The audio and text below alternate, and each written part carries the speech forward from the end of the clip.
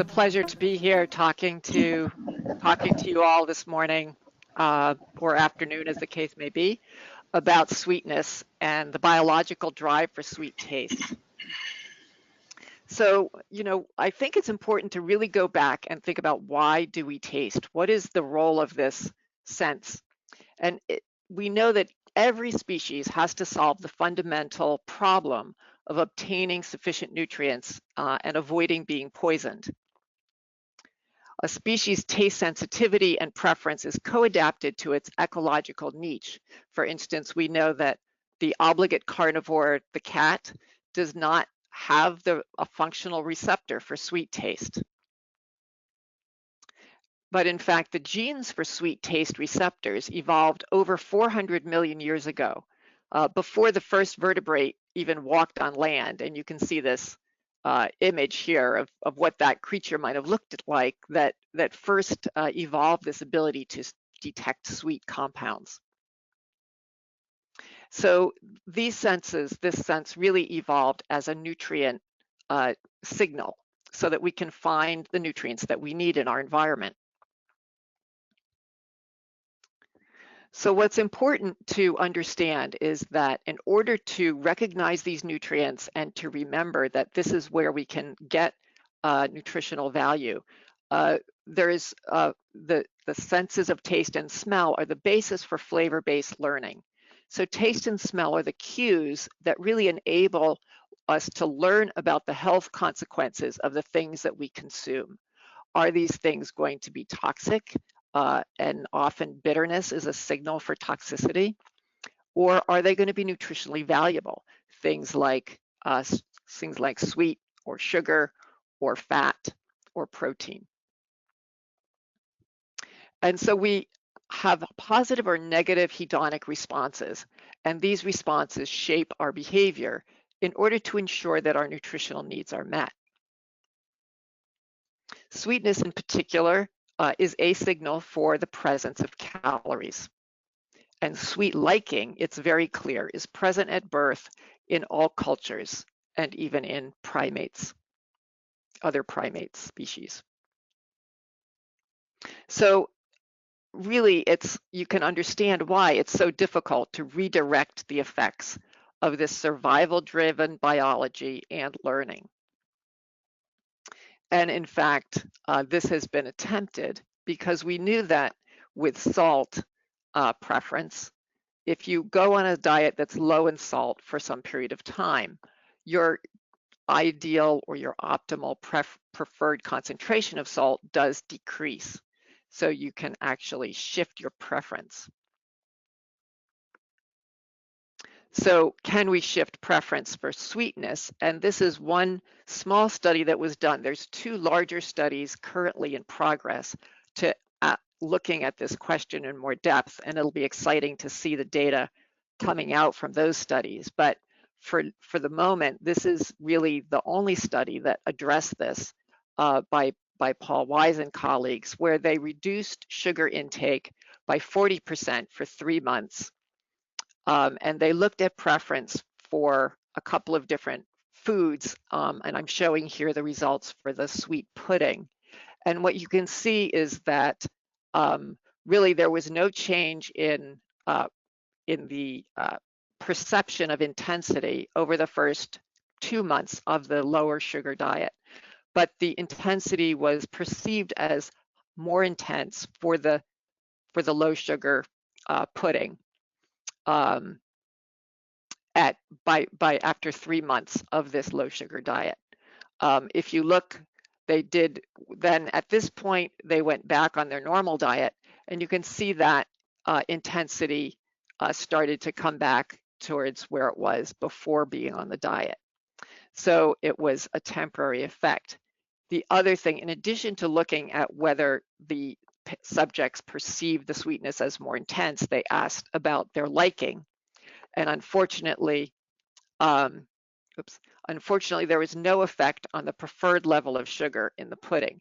So even though at this point they perceived the sweetness as more intense, when they tested their preference for pudding with different levels of sugar, they just preferred the one that was more intense, that was the same concentration as in the beginning. So it's clearly very hard to shift this preference. However, the studies that are in progress are looking more comprehensively at things like equating the amount of sweetness in the diets of these individuals. In this particular study, it was not a fully controlled dietary study where they knew all of the foods that the individuals were eating. So it was more of a pilot study. So to start understanding how we can attack this problem, we really need to think about how sweet taste works. And the oral taste cells are the initial chemosensors of the alimentary tract. So, you know, they are present in the tongue, but they're also present throughout the gastrointestinal tract, and that's an important feature as well. But if we look at the tongue and up closer, we have these taste papilla, and within the grooves here are the taste buds. And the taste buds hold these taste cells, and there's multiple types of taste cells. And it's very important to understand as we think about modifying taste, modifying sweet taste, that anything that is tasted has to go into this pore, which is about the diameter of a human hair, and it has to be dissolved in saliva and the mucus that is present in this taste pore. And we have different types of taste cells. We have cells that sense salt or sour or sweet or bitter. By and large, these taste qualities are sensed by different cells, different cell types. The other interesting thing is that taste cells are replaced about every 10 days. And so this provides the opportunity for the system to be shaped by experience. And we do know that there are changes in the density of different types of receptors, for instance, bitter receptors in particular, with experience. So if you are exposed to a high level of particular bitter compound, the amount of that receptor is downregulated. So this helps the system to be responsive to its environment. So as I said, for the most part, the cells are single modality, but we have learned that crosstalk can occur between these cells. And also the neurotransmitter for taste is the chemical ATP, which is the cellular form of energy. So when a cell is activated, that triggers a cascade of events within the cell, ultimately triggering the release of this ATP, which signals the taste nerves. Zooming in farther, I just wanted to make a couple of points about the receptor itself. So this is the sweet receptor. It's two 7-transmembrane domain helix receptors that form sort of a clamshell shape on the outside. But it's very interesting because it has a lot of different sites that different types of sweeteners interact with. So sugars, aspartame, some small molecule sweeteners interact with the outer part of the receptor. But there's other types of sweeteners like brazine or cyclamate that interact with parts of the receptor that are more into the membrane. So the cell membrane would go through here. And what that means is that these different types of sweeteners will have different kinetics or different onset and offset parameters. So the duration of the sweetness, the rapidity with which the peak sweetness occurs and so forth will all vary. And part of the reason for that is because they're binding to different places on the receptor. And it's a lot harder for something that's binding down here. It's going to take longer to probably trigger the sweetness, and it's going to take longer to decay afterwards.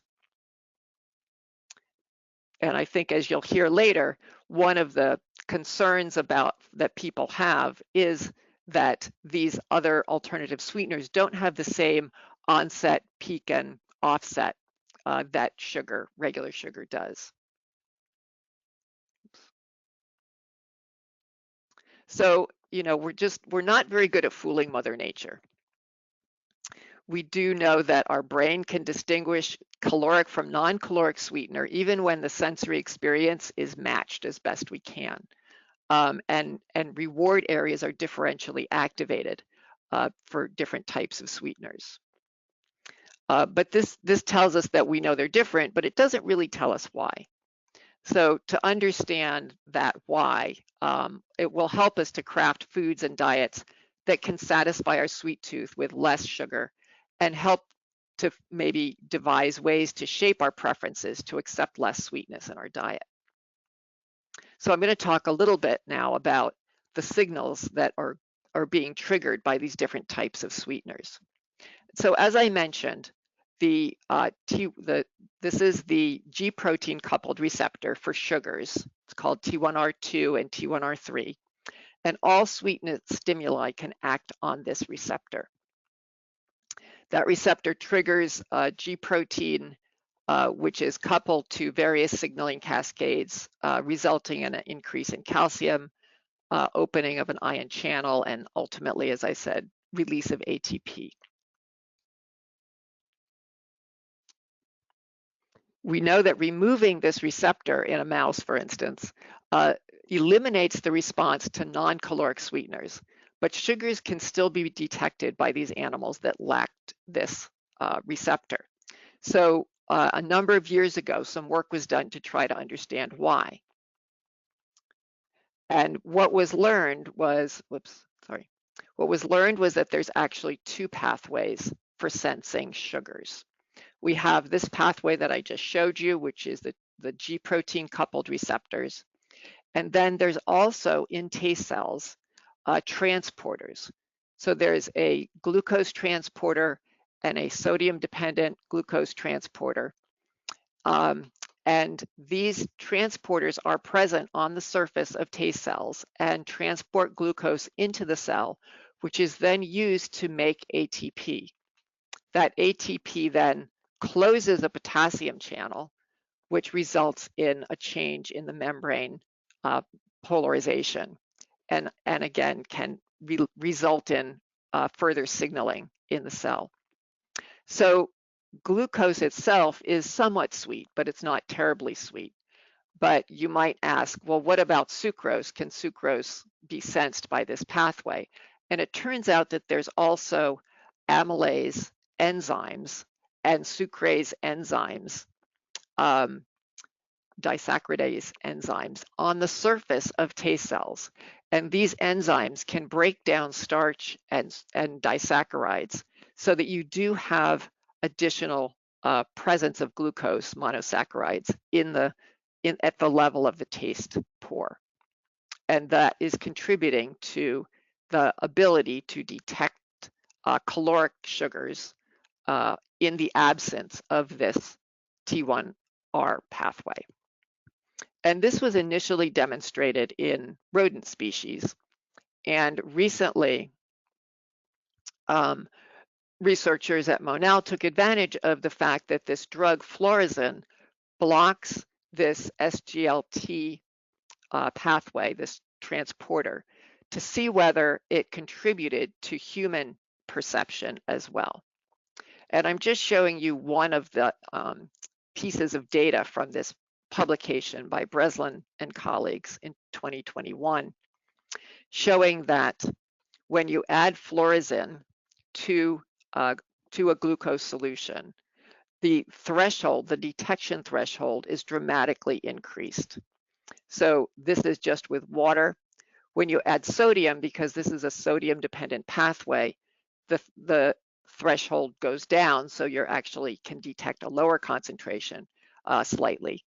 But when you block that pathway, the ability to detect glucose is much poorer. So this this effect is not seen with fructose. Fructose acts only on the G protein coupled pathway. It is not transported by this glucose transporter.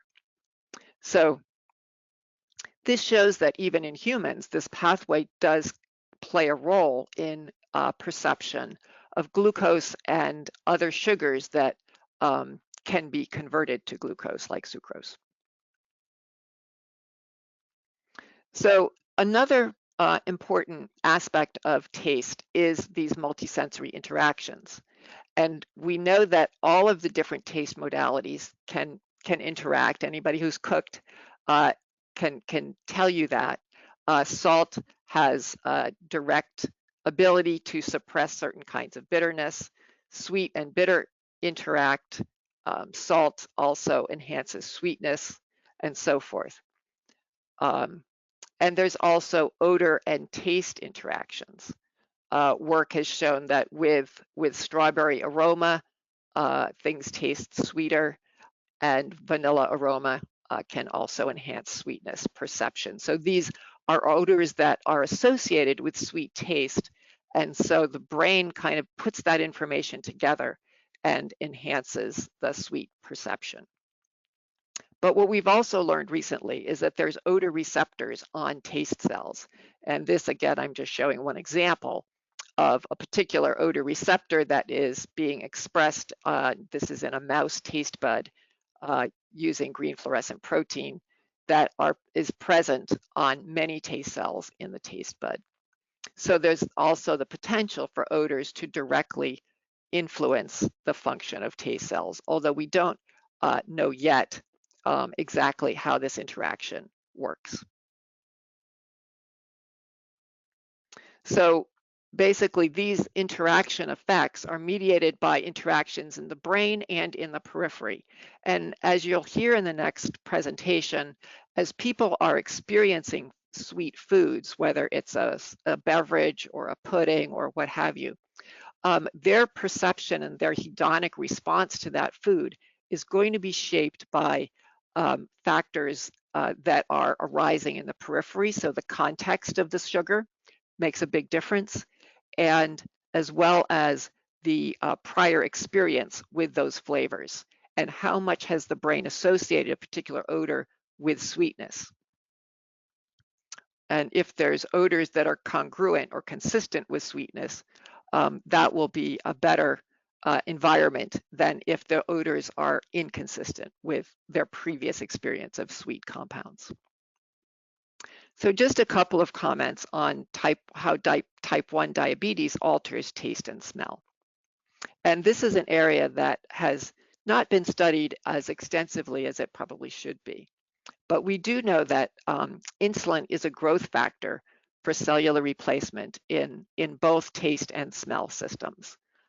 There's in type 1 diabetics, there's fewer taste papilla.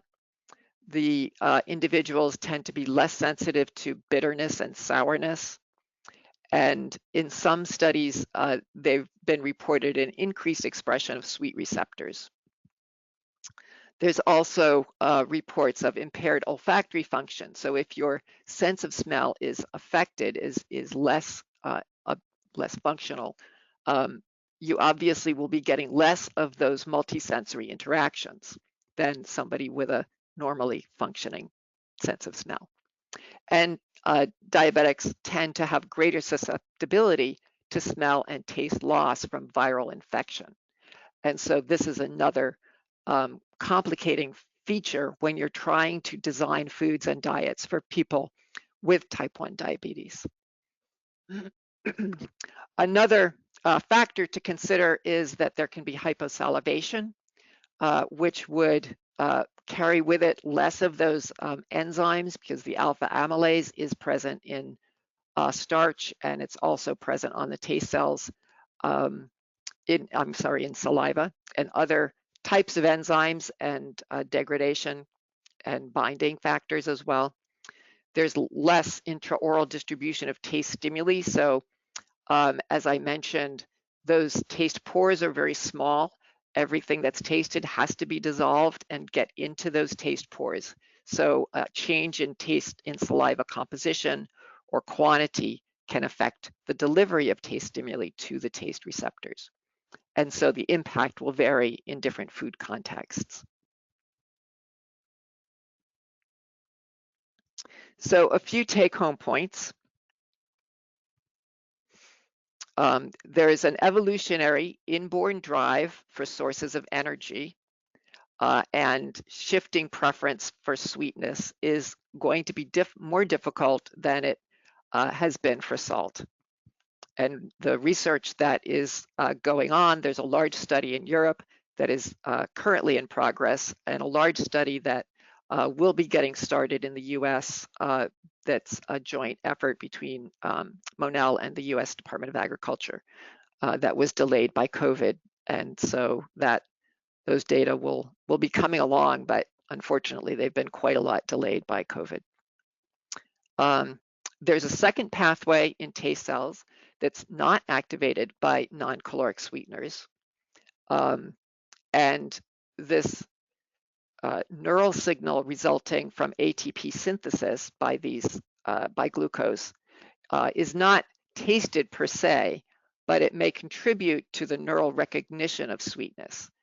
So the brain is getting information from this second pathway that's allowing it to discriminate between a non-caloric and a caloric sweetener. And taste and smell interact both centrally and peripherally.